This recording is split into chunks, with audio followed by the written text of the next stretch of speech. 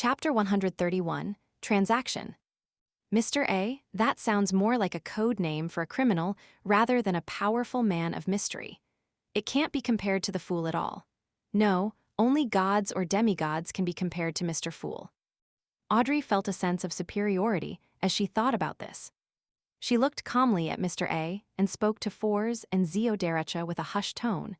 Are there any stories about this man? The hooded Viscount Glaint was equally curious.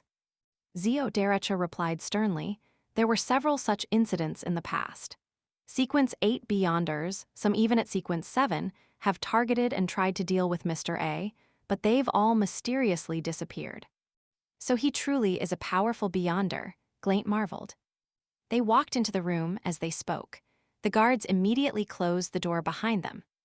After adjusting to the gas lamp's light in the room, Audrey saw two blackboards with several phrases written across them right in front of her. At that moment, Fours, who had an unlit cigarette in her hand, whispered, "Those are the requests of the members of this gathering. You should be able to understand that many people do not wish for others to know what they possess to avoid being a target of greedy people. Thus, they write their requests, or what they are selling, as well as the rough price on the blackboards anonymously." Audrey nodded. She didn't care to observe the members of the meeting. Instead, she shifted her gaze to the words on the left board. I need a pair of eyes from a mature manhole fish. The dust left behind by vengeful spirits, 165 pounds. 3 pages from Emperor Rozel's notebook, 20 pounds. Audrey couldn't maintain the state of her spectator when she saw that. She was as shocked as she was excited. These prices are too cheap. She thought in excitement and joy. As she walked, her gaze shifted as she saw other notices. Tears of an infant flower, 200 pounds. Mummy powder, 10 grams, 5 pounds. Murloc slime, 30 ml, 29 pounds.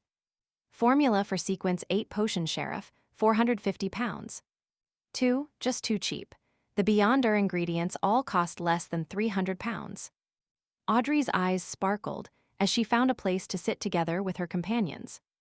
Zio Derecha leaned over and whispered into her ear, "Do you have anything you want?" Audrey breathed heavily. Emperor Rozel's famous quote flashed through her mind, "I want it all." She had 2 elder brothers, rendering her eligibility to inherit the aristocratic title and the main portion of the inheritance null. But as a lady adored by her parents and brothers, she had property, farmland, pastures, mines, jewelry, stocks, and bonds to her name. Together, they were valued at 300,000 pounds. This was a part of her inheritance, but she only possessed them in name before her father, Earl Hall, passed away or when she got married. Every year, she received a corresponding amount from a trust fund.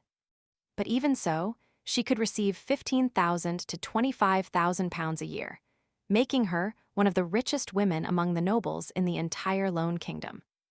Of course, she had expenses she couldn't avoid as a noble. And now that she was receiving annual payouts, she could no longer pester her parents for money all the time. She controlled herself and answered with reservation, "For the time being, I have my sights on Emperor Rozel's notebook. I adore him, and I think that the special symbols and literature he created hold a mysterious power. It's just that we haven't found the correct way to decipher them." "Audrey, you are becoming more and more hypocritical," she added in her heart. Just as she had said that, a young man in a white shirt sitting near them stood up excitedly. He agreed with Audrey. "Yes, that's true. I've finally met someone who shares the same opinion as me. I'm the person with the 3 pages of the notebook, and I can sell them to you right now." Audrey was at a loss at first before she replied with a smile, "Then please allow me to express my gratitude."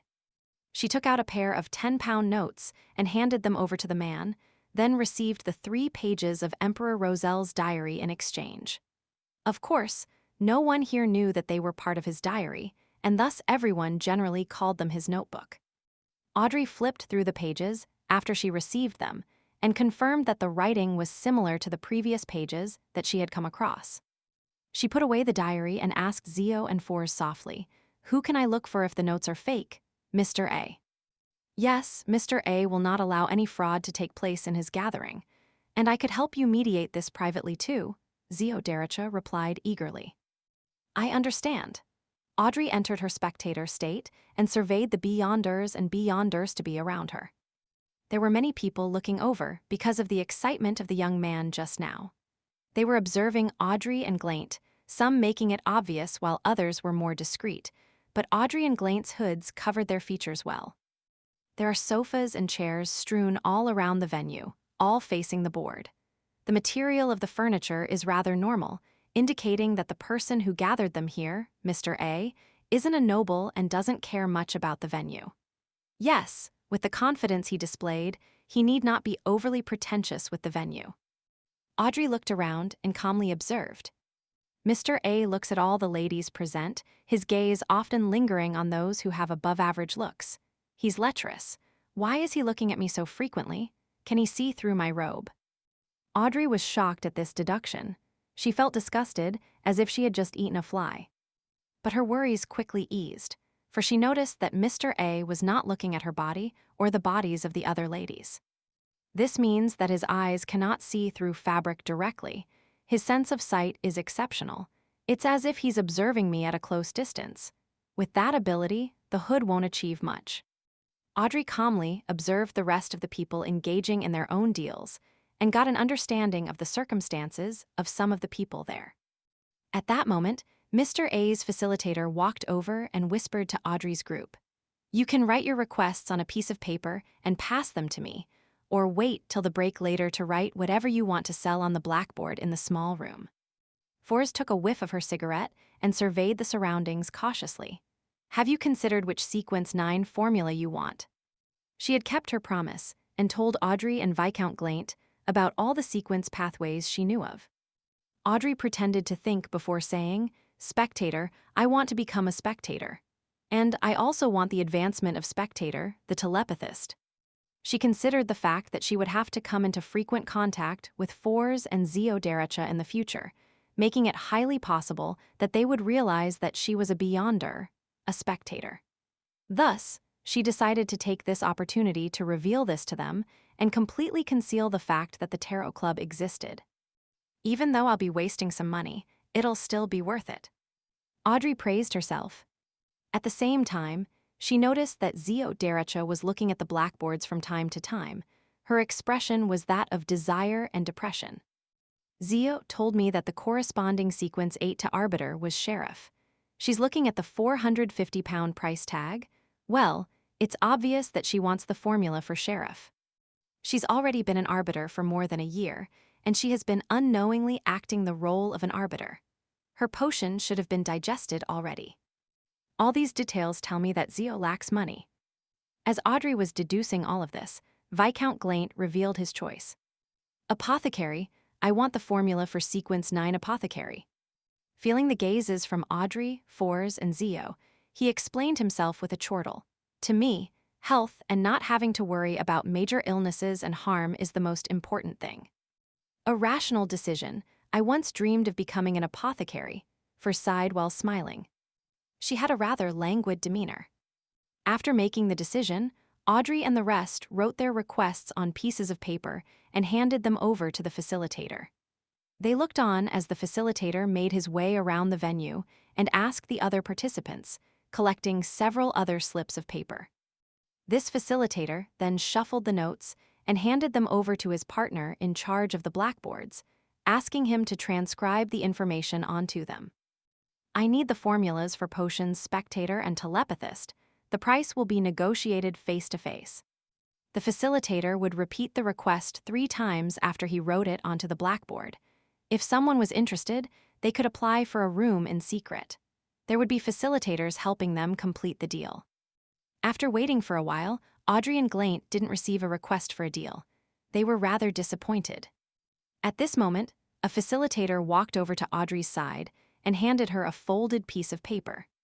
"It's from Mr. A," the facilitator said softly. Audrey unfolded the slip of paper and took a look. "Are you interested in the formulas of other Sequence 9 potions?"